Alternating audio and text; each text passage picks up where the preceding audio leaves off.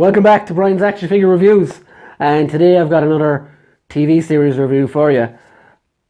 And today I'm going to start, as always, by saying please subscribe, please hit the notification bell, and please comment, like, whatever. Get in contact with me and we'll have a powwow, and you can tell me how I'm wrong and you're right. And I'll tell you then that you're wrong and I'm right, or something like that.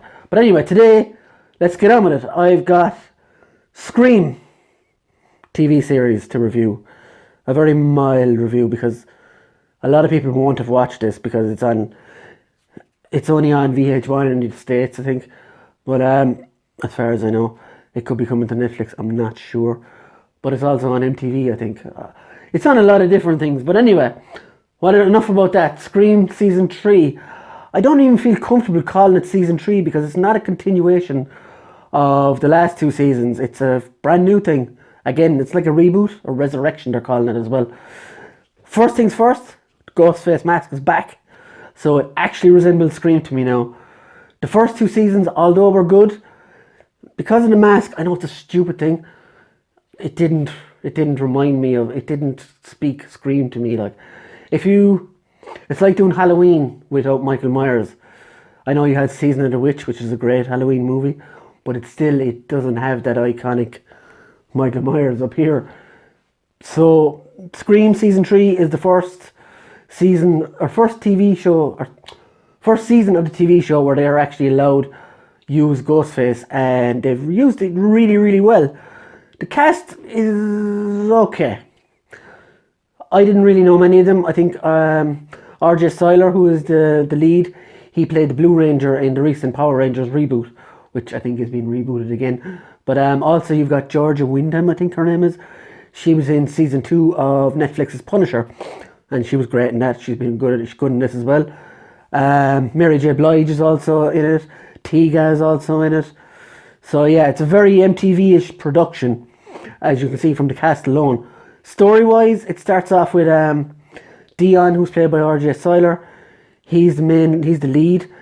The killer is stalking him for something he did in his past.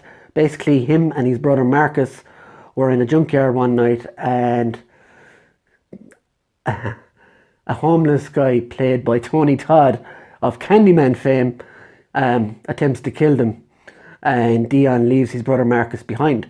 So the premise is simple enough. It's Dion thinks it's his brother, who's supposedly dead, has been stalking him and causing all this trouble for him. But as you go along, there's a group of them that they're stalking, and they're very cringily called the Dead Fast Club, which is a bad rip on the Breakfast Club. So it's very pointed. Like, certain cast members they're really pointed to them and say, this is the guy, this is the girl. There's certain little moments that can be easily explained away afterwards where you think, oh, that was them. But me personally, right, my own thoughts on it, I guessed so many times who the killer might be. And to the show's credit, the person who it turned out to be, I don't know, like, okay, spoilers, right? The person who turned out to be was the character played by Georgia Wyndham, Beth. She ended up being the killer. And her character all along was very much a new take on Randy from Scream 1 and 2, who was the one that knew all the rules, and this is our own horror movie, and this is what we do to avoid death. And she very much labelled all the characters as well. You're the lead girl, you're the nerd, don't have sex when you'll die. It's very much plays on all the tropes, but really, really on the nose. More so than the movies ever did. It's almost like she's reading the script.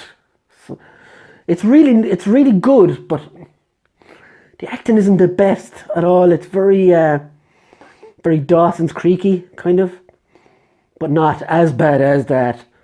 Sorry, Dawson's Creek fans, but it's only 6 episodes, so the story is wrapped up pretty fast. I really enjoyed it.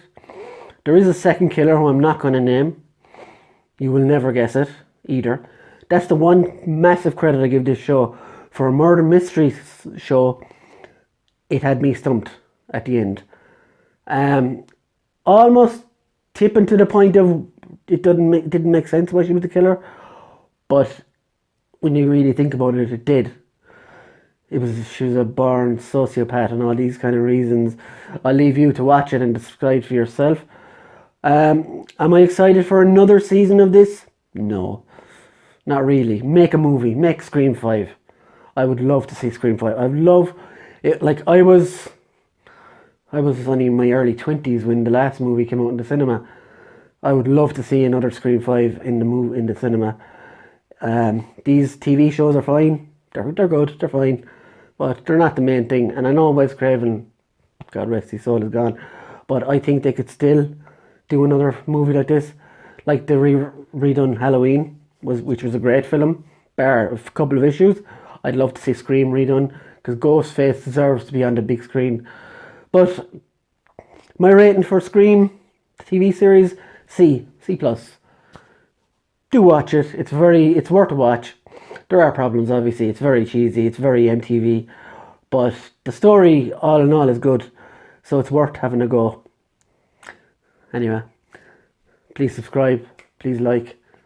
Please do all the things. And this has been Brian's Action Figure Reviews. And this is me saying, see you later. Bye.